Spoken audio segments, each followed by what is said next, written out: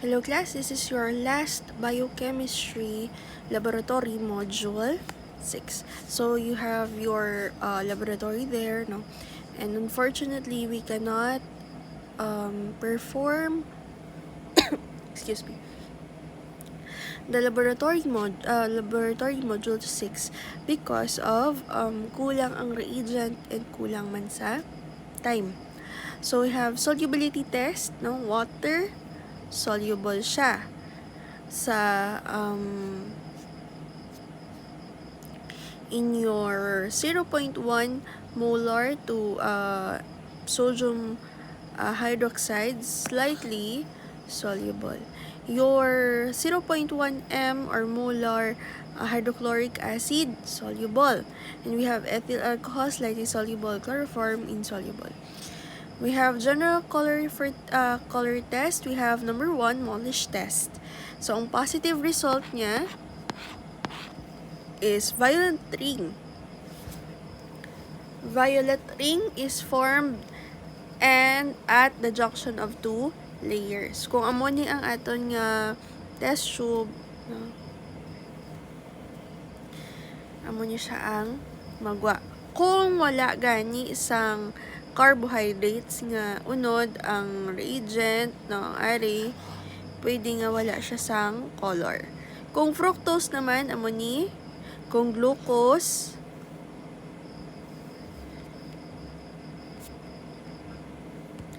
kung sucrose or starch. So all give positive test, a purple ring. We have Anthron's test. Blue-green color complex is formed which infers presence of carbohydrates. For test for reducing sugars, we have Benedict's, Nylander's, and Barfoed's.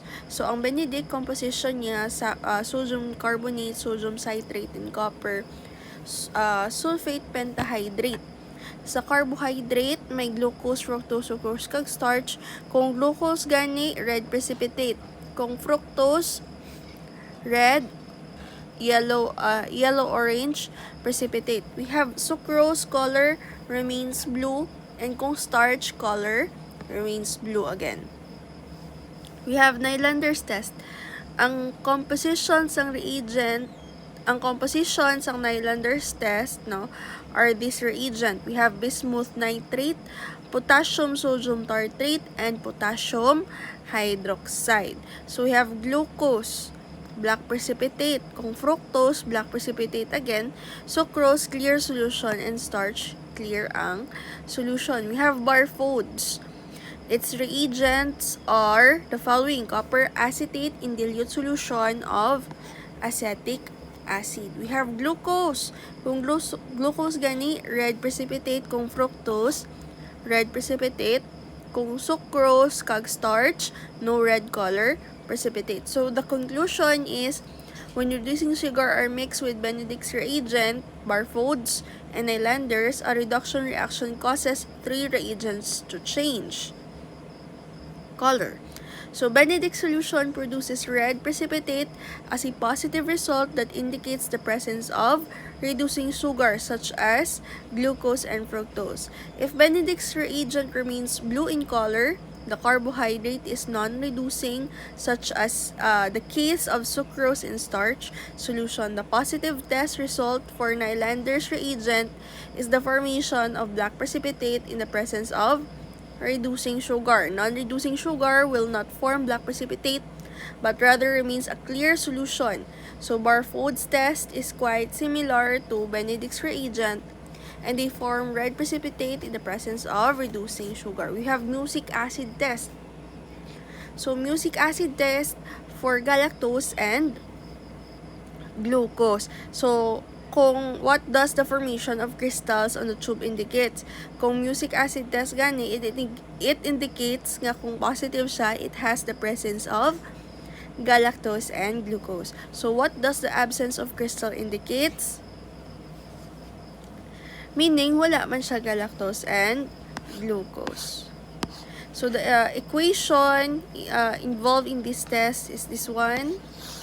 Please just take note, no? And we have Saliwanov's test. Kung positive ang result, formation of cherry red color complex. So, given nga, may cherry red diri. What is the chemical composition of Saliwanov's reagent? We have resorcinol and concentrated hydrochloric acid. For test for pentosis, no, aniline acetate test, place 3 ml arabinose in test tube, tapos gin-add ang 2 ml of concentrated hydrochloric acid and carefully boil the resulting solution for about 1 minute. So, discontinue heating and hold a small piece of filter paper moist with the aniline acetate over a mouth of the tube and do not allow the paper to rest on the mouth of the tube and hold the paper, otherwise false result may be obtained. So, ang iyang positive result would be bright pink colored. So, we have bial. No, ang iyang positive is the presence of blue-green complex indicate the presence of pentoses in the sample. So, what is the chemical composition of bial reagent? It is solution of orsinol, HCl, and ferric chloride. Why do many carbohydrates give positive result for Molish test? So, Molish test is a general test for all carbohydrates, either free or bound to protein or lipids. So, the objective of this test is to detect the presence of carbohydrate in a given sample.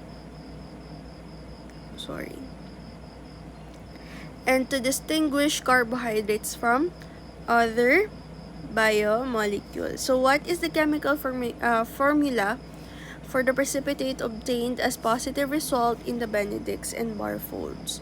So, Barfoed is a chemical test used for detecting the presence of monosaccharides. It is based on reduction of cupric acetate to cuprous oxide. Muna siya, no? Which forms the brick red precipitate. So, sa aton nga Barfoed's test, no, kung carbohydrate is absent, remains blue siya. Pero kung may ara gani, we have precipitate. Anong precipitate class? It's like red di siya, pero red na siya. No? Faster monosaccharide is present. So, Benedict's test is performed by heating the reducing sugar with Benedict's reagent. The presence of alkali sodium carbonate converts the sugar into a strong reducing agent called inidiols. During the reduction reaction, no, or redox ang tawag, we have the mixture will change in its color from blue to brick red precipitate due to the formation of cuprous oxide. So we have these Benedict test results. I already give this module 5 nga lecture laboratory. So non-reducing sugar, traceable, amon nga percentage, low, amon nga percentage, moderate, amon ni high. I think that's it for module 6. I will give you more about this review later. Thank you.